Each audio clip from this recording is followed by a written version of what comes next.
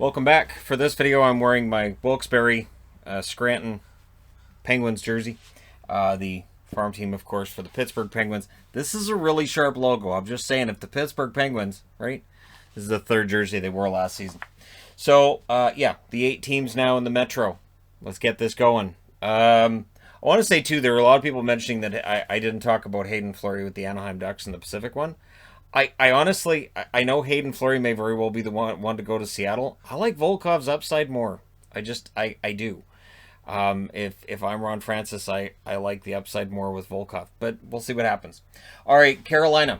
The protected list is as follows. Aho, no surprise. Fast. Foegele, there was a lot of discussions about whether or not Foegele might get traded before this process started. Stahl, Svechnikov, Teravainen, and Trocheck. On the blue line, they've protected Pesce, Shea, and Slavin. And, of course, Nedeljkovic is the goaltender who gets protected because, of course. So who gets exposed? Morgan Geekie, who might be one that Seattle takes a look at. Geekie, there's been, stretches where he's looked really good for Carolina, right? Steven Lorentz. Lorentz has a high compete level, and I like that in a player. Very, very much so. Brock McGinn, again, good forward. Nino Niederreiter, who had a fantastic season, but is that a one-off? Is he going to fall back to earth? That contract, would free up some money for Carolina if Niederreiter was taken by Seattle. On the blue line, of course, Jake Bean. I do think Jake Bean is the one that ends up getting taken by Seattle. I'd be kind of surprised if Jake Bean wasn't the guy. Jake Gardner. And, of course, now they have exclusive rights to talk to Dougie Hamilton for the next few days. So maybe Dougie Hamilton, right? And Peter Mrazek in net. They might want to talk to Mrazek while they're at it. Mrazek could be a good goaltender that could be had for not too much money. So, again, the goaltenders are going to be fascinating to watch when it comes to this expansion draft. Columbus. They have protected Atkinson, Bjorkstrand, Jenner, Laine, Nyquist. Right? Gustav Nyquist. And people are going to be like, all right, Nyquist is a Columbus Blue Jackets property. Robinson and Roslovic. And then on the blue line, they've protected Gavrikov, Seth Jones, and Werenski. In net, they've protected Korpisalo. So who's exposed? Max Domi. As expected, Domi has been exposed by the Columbus Blue Jackets. May very well be packing his bags and going to Seattle. Ryan McInnes is an interesting one. Kevin Stenlund, who was signed to an extension with the idea that he'd be maybe Seattle fodder. And on the blue line, Michael Del Zotto, who had a decent season. Scott Harrington, Dean Kukan. Dean Kukan might be sort of an option for them. And, of course, in net, they've got Cam Johnson as their one goaltender who's available. But I would, it's probably going to be Domi, right? That contract might scare some teams off in a trade, but if you're picking him up for nothing in your expansion team, you can move money around and you don't have to worry about the cap as much. So Domi would be a fascinating one for Columbus, for Seattle. I know he had a rough year this year, but once he was fully vaccinated, his play got better. He felt a lot more comfortable. New Jersey. So their protected list is as follows. Bratt, good. Hischier, Kuokkanen, McLeod, Sharangovich, Wood, Zaka. On the blue line, you've got Graves, Severson, and Siegenthaler. And in net, Blackwood. So who's exposed? Nathan Bastian up front. Andreas Janssen up front is exposed as well. Marian Studenic. So we're going to see some guys who get drafted that we're surprised by. That we're like, who? Wait, what's going on? Studenic might be a really interesting pickup by Seattle. On the blue line, you've got Will Butcher and PK Subban. And in net, Scott Wedgwood.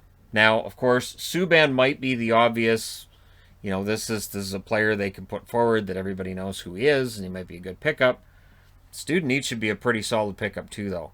And again, you don't have to take the bad contract. You don't. So Studenic should be a cheap option for them, right? The New York Islanders, Barzal protected, Beauvillier, Clutterbuck, Lee, Martin, Nelson, Pajot. And as soon as I saw this list, I thought, boy, there are going to be some people who are going to use this list as an example of why they don't believe that Lou Lamoriello is the best GM in the league. On the blue line, it's Mayfield, Pelech, and Pulock, and in net, it's Varlamov. So who got exposed? Well, Josh Bailey is on the exposed list. Mildly surprised by that. Kiefer Bellows, there he is. My prediction has been Bellows all along.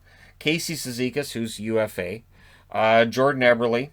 Kyle Palmieri. Richard Panik, the recently acquired Richard Panik. Maybe don't buy his jersey in Islanders just yet. Andy Green was signed just to meet the requirements. And in net, you got Corey Schneider as a goaltender that didn't get to play it all this year, but he got to make some money and he got to live out the dream for another year as an Islander. So yeah, the Islanders list is interesting. I'm still leaning towards Bellows overall, but it would be interesting to see if they could sit down and discuss with Eberle what they might be able to get done, and Eberle might be a decent Seattle Kraken choice as well.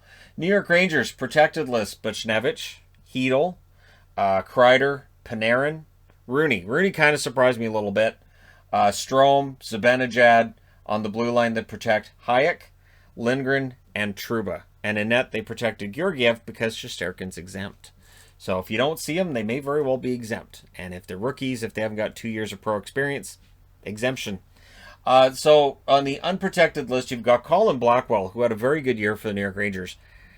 That'd be tempting if I'm Seattle. Julien Gauthier. And here's the interesting one, Barkley Goudreau. So they get Barkley Goudreau yesterday, right? Yesterday from Tampa. Now they can't negotiate with him.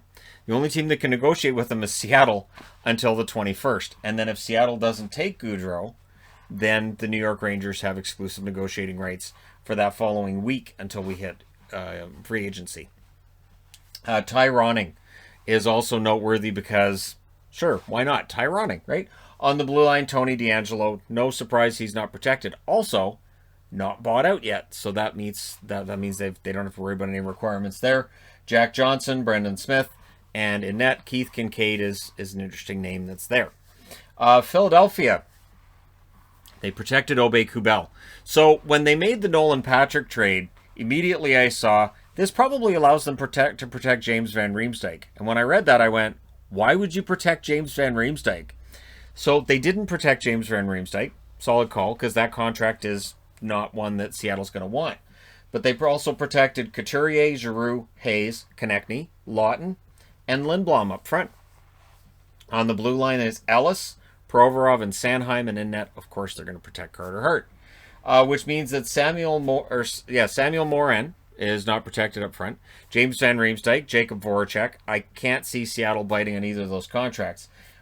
But they may take Shane Gostisbehere, right? Gostisbehere might be one of those guys who has his game turned around with a new team. And so we'll see whether or not Gostisbehere ends up there. Robert Haig. And this is where Dave Hackstall, being the coach for Seattle, comes in as well.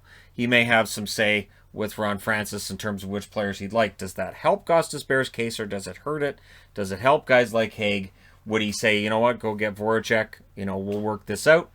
And Elliott Net is an interesting one. So we'll see whether or not there's some input from the coach on who Seattle should take from Philly. And there should be. Ron Francis should be going to him, showing him the exposed list for Philly and say, which of these players do you have information on that you think might, sway me one way or the other? Which player would you like to see me pick up?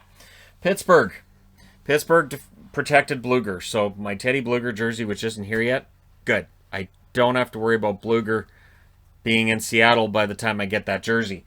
Carter, they protected Carter. I'm really surprised they protected Carter. Now, I know every now and then people are, well, not every now and then, but people are commenting on the videos today. Well, this guy's got no movement clause, so that's why he's protected.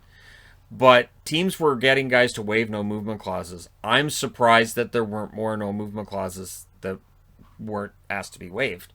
Now, Carter doesn't have a no movement clause. I'm kind of surprised he's protected because at his age and with that contract, I don't think Seattle was going to take it anyways. They also protect Crosby, Gensel, Kapanen, Malkin, and Rust. And then on the blue line, Dumoulin, Letang, and Matheson.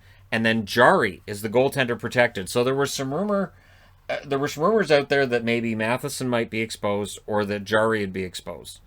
And Jari might have made some sense because he had a rough time in the playoffs. Pittsburgh may be looking at revamping their goaltending anyways. But Jari's going to be there. At the very least, he'll be there after expansion. Once expansion's done, all these teams are going to all be looking to make trades. Trades are going to go crazy again, is all likely. But who they expose, Zach Aston Reese, Brandon Tanev. Tanev would be an absolutely fantastic pickup by Seattle. So I could totally see Tanev being picked up by Seattle. I know that contract's not fantastic, but it's not bad either. Jason Zucker is out there as well. On the blue line, Cody Ceci and Marcus Pettersson. I know Pettersson may very well end up being the guy, but I would take Tanev. Tanev can kind of do a little bit of everything. And in net, they did not protect Casey DeSmith. So, again, you can only lose one player, and it feels like teams understand that more now than they did 4 years ago, where there was some concern. We don't want to lose anybody, so here's some futures and some prospects, and here's draft picks. Don't take this one guy. That really hasn't happened this year. So in some instances, that makes it more difficult for Seattle, right? They're not getting all of the extra assets from teams, but they can also pick the best player available. Which brings me to Washington.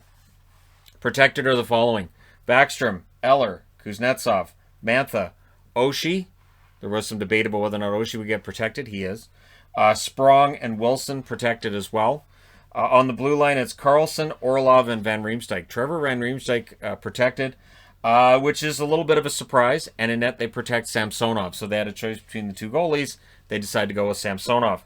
So on the exposed list, Carl Hagelin, good veteran, not really an expansion pick. Garnet Hathaway, I like Hathaway. Might be a decent pickup for them. Alex Ovechkin, not likely to go to Seattle. But again, this is where it gets interesting, because right now, Ron Francis can call Alex Ovechkin and talk money with Ovechkin. So in bonkers land, crazy world, here's the Seattle Kraken, and here's Alex Ovechkin and Carey Price. Sure, why not? Connor, you want to market the team, that'd do it. Connor Sherry's out there as well. On the blue line, of course, Zdeno Chara, who's either going to retire or he's probably going to return to the Caps. He's not going to be the expansion pick. Brendan Dillon, though, being exposed kind of surprises me. Nick Jensen doesn't, but Justin Schultz does. Justin Schultz, I thought, had a good bounce-back season for Washington. So that, to me, says cap move. And Schultz may very well be the guy who ends up going to Seattle. I'm just going to say, when I do my mock draft, act surprised when Justin Schultz is my pick from Washington. And Vitek Vanacek in net makes that a little bit... I mean, it makes it kind of difficult to say, well, yeah, it should be Schultz that you'd pick from Washington. But for Vanacek, he had an up-and-down season. They may have better options in net, but it's going to be fun to see who they pick from Washington. And, yeah, again, Trevor Van Riemsdyk being protected and Schultz being exposed surprises me a bit. But let me know your thoughts in the comment section below, as always. Don't forget to hit like and subscribe if you're browsing your way through. You just happened upon this video. Thank you guys so much for watching, for all your support. I will talk to you again soon.